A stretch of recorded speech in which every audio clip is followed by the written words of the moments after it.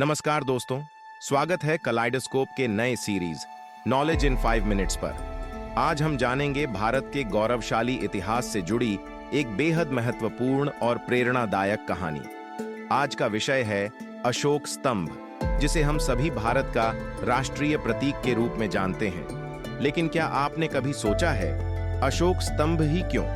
आइए जानते हैं इसके पीछे की दिलचस्प और प्रेरणादायक कहानी। अशोक स्तंभ को समझने से पहले हमें जानना होगा मौर्य साम्राज्य के महान सम्राट अशोक के बारे में। सम्राट अशोक ने भारत के अधिकांश हिस्सों पर शासन किया था और उनकी नीतियां न्याय और धर्म के आधार पर थीं।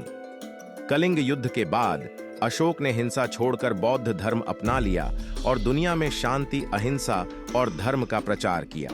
सम्राट अशोक ने कई स्तंभ और शिलालेख बनवाए जिन पर बौद्ध धर्म की शिक्षाएं और नैतिक संदेश लिखे होते थे।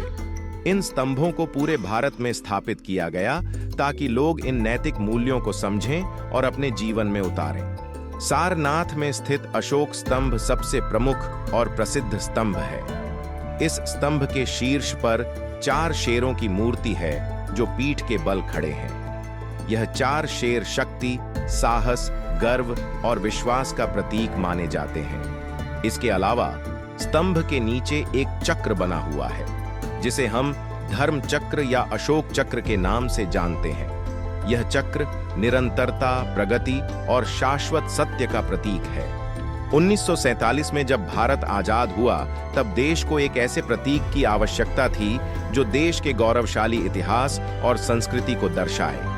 अशोक स्तंभ को इसलिए चुना गया क्योंकि यह न केवल भारत की प्राचीन सभ्यता और समृद्ध इतिहास को दर्शाता है, बल्कि इसमें अहिंसा, शांति और न्याय जैसे मूल्य भी समाहित हैं जो आधुनिक भारत के आदर्श हैं। 26 जनवरी 1950 को जब भारतीय संविधान लागू हुआ तब अशोक स्तंभ को भारत का आधिकारिक राष्ट्रीय प्रतीक घोषित किया गया।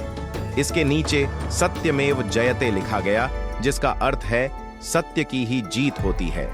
यह उपनिषदों से लिया गया एक महत्वपूर्ण वाक्यांश है जो भारत की प्राचीन ज्ञान परंपरा को दर्शाता है।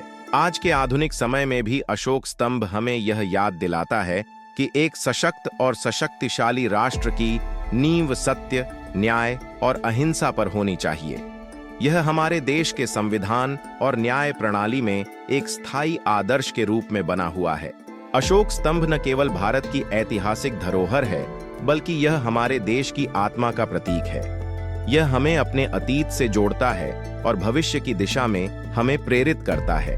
तो दोस्तों, अगली बार जब आप भारतीय मुद्रा, सरकारी दस्तावेजों या किसी न्यायालय के बाहर इस प्रतीक को देखें, तो इसके गहरे अर्थ और इसके पीछे छिपी प्रेरणा को जरूर याद करें। अगर आपको यह वीडियो पसंद आई हो तो इसे लाइक और शेयर करें और हमारे चैनल को सब्सक्राइब करना न भूलें ताकि हम आपके लिए और भी रोचक जानकारी लाते रहें। धन्यवाद।